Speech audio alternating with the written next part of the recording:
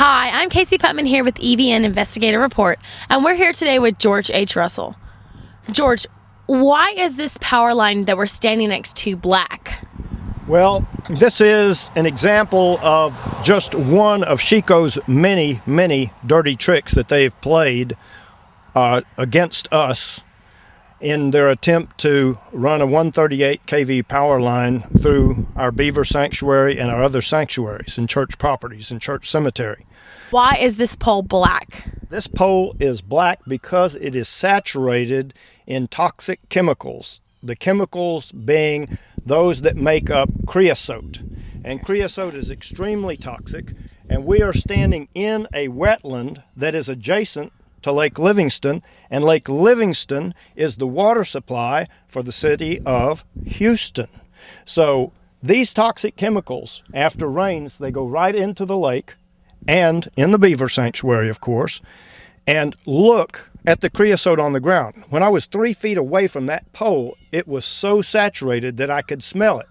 Now get this, that pole was placed here, in my opinion, totally unnecessarily. It was placed in this place because this is the beaver sanctuary, even though SHECO lied and said the beaver sanctuary is a half-mile away. No, wait. Why does a power line need a pole soaked in creosote?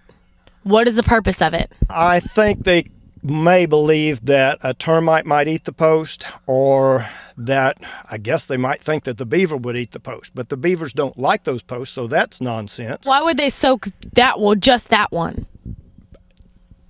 As far as I know, just out of meanness. And get this, this is really interesting.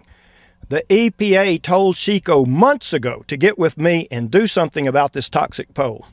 Has SHECO done anything? No.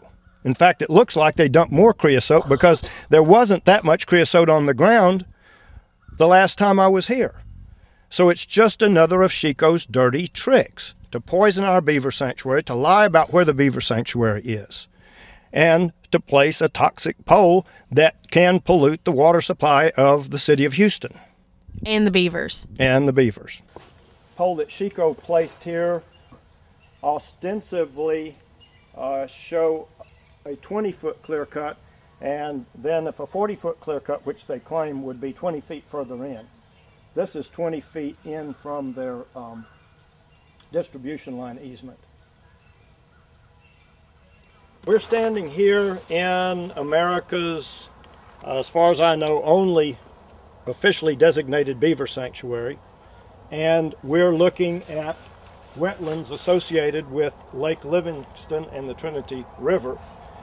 These wetlands are also in the floodplain of Pool Creek, and the toxic pole is probably 100 feet from the wetlands and is in the floodplain itself. So we have a very dangerous situation as far as creating a toxic environment in our drinking water supply. SHECO, if you'll notice, that's a SHECO T-post.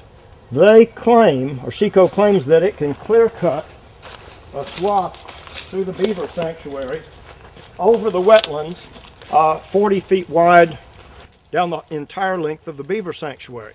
Now get this, this SHECO EA that was presented to the PUC failed to mention the existence of wetlands that SHECO knew about, because I took SHECO executives on extensive tours of our preserves and sanctuaries, and PBS&J biologists were taken on extensive tours, and yet, lo and behold, mystery of all mysteries, this wetland doesn't exist.